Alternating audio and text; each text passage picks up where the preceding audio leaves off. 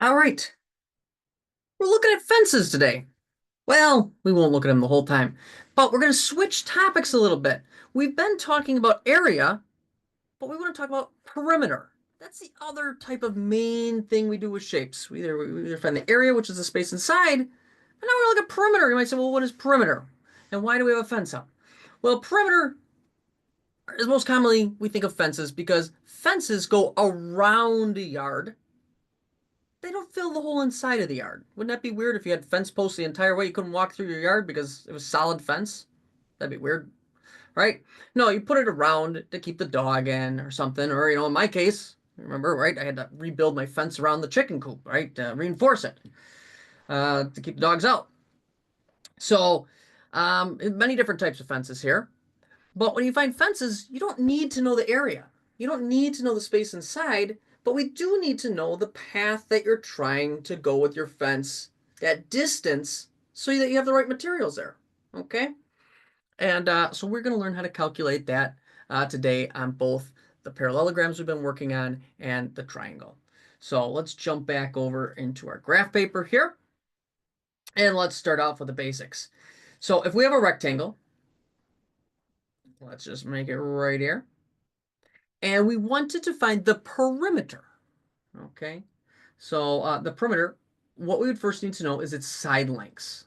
Okay, and if we look at this on the bottom, it is 1, 2, 3, 4, 5, 6, 7, 8, 9. So it is 9. We'll call them. We'll call it meters today. All right, 9 meters, and it's 1, 2, 3, 4 meters the other direction. Awesome.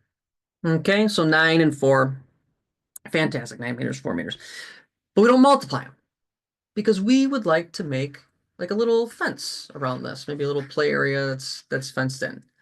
And to figure this out, we need to add up all the side lengths. So we actually would say, well, it's one good thing we know is that in a rectangle, the bottom and the top are the same. So it's 9 and 9, and the right and the left are the same. It's 4, 4. So what you can do, there's a couple ways of thinking of this. We could say, well, I'm going to do 9 plus 4 plus 9 plus 4. Add them all together. Okay, 9 plus 4 is 13, plus 9 is 22, plus 4 is 26. Okay, and so I have 26 meters. And I'm no longer squaring the units because these aren't square. This is measuring distance. I have 26 meters of fence I would need. Now, some of you may think, well, can I do this just a little faster? Maybe a little, maybe a little. What you could do is, because you have a 9 and a 4 and another 9 and a 4, you could do 9 plus 4, 13, times it by 2 is 26. I typically, I might think of that, but typically when I think of it, I just add up all 4 sides, right? And if it's a 5 sides, 6 sides, 7 sides, 8 sides, a million sides, right? Whatever perimeter is, you have to add up all the sides. That's going to give you the perimeter. Okay, so perimeter,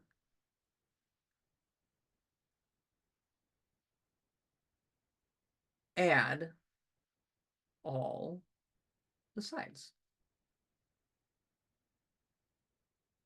Okay. Now again, you could get a little fancy. You could save yourself a little bit of time on a rectangle, by adding the 2, multiplying by 2. On a square, once you know one side length, like if I got a square here, let's just see. What do you think you could do here to save yourself some time? I've got a 3 by 3 square right over there. Well, you might remember, right? They're all what? What's true about every side of a square? Yeah, they're all equal. They're all equal. It's 3 by 3 by 3 by 3. So I could add 3 plus 3 plus 3 plus 3, 3, 6, 9, 12. Or I could have done 3 times 4 is 12. That works for a square because they're all equal. Okay, so it's a little bit unique.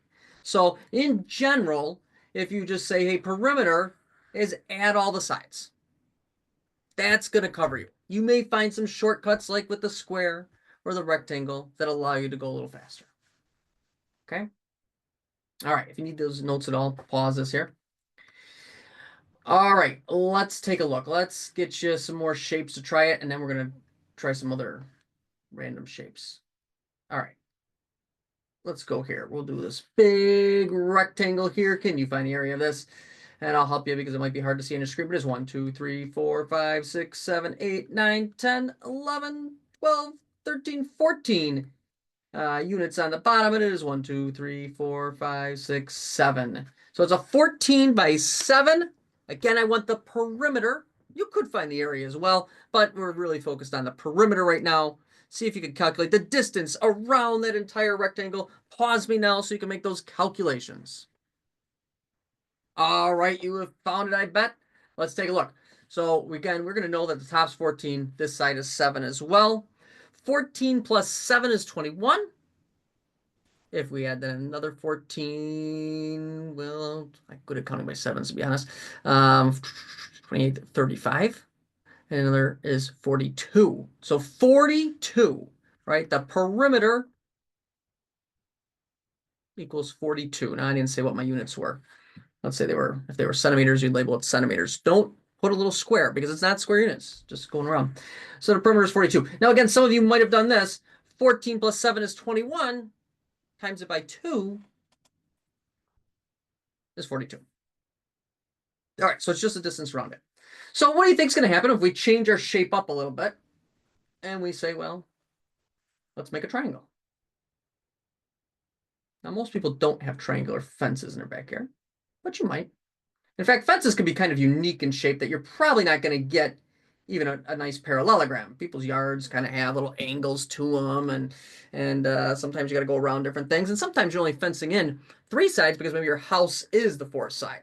I don't know, right? Or you're making a drawing, so it's not always as straightforward. But for now, we'll go with objects that are enclosed, and we'll do polygons here.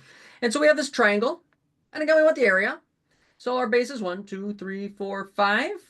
But I'm going to need to know these side lengths. Ah! All right, I'm going to have to make up some numbers here because I can't really count. And if people use the Pythagorean theorem and they're like, you didn't do this right, I know. I apologize. I should have done these a little bit better. So we're going to say, just for the sake of a math problem, that this is 4 units and this is also 5 units. Okay, I know they're probably not exactly that, but we're going to say that they are 5, 5, and 4. What would the perimeter be?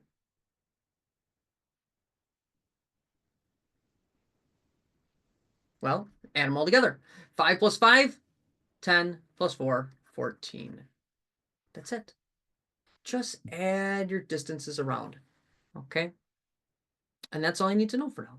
So perimeter is the distance around the object. So thanks again for watching. And I think you should be feeling pretty good now to kind of keep practicing and doing well and taking those quizzes on area and perimeter.